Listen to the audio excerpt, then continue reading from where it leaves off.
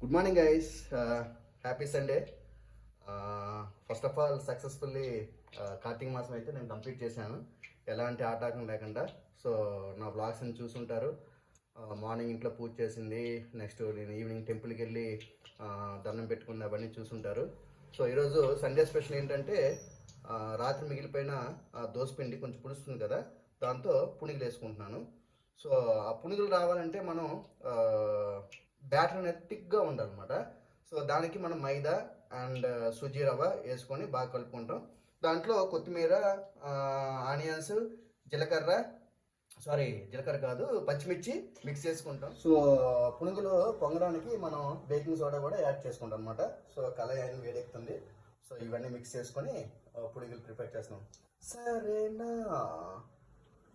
So onions, కొత్తిమీర, పచ్చిమిర్చి, next జీలకర్ర వేసి ఇలా మిక్స్ చేసుకుంటే లాస్ట్కి బ్యాటర్ అనేది ఇలా రెడీ అయింది.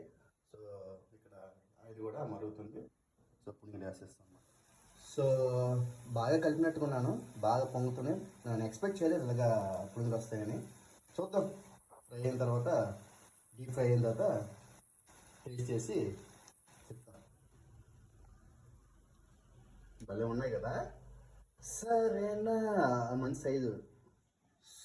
సో ఫైనల్గా అయితే ఎమ్మి పునుగులు ఇది రెడీ. చూడడానికే నోట్లో వాటర్ వచ్చేస్తుంది. సరేనా?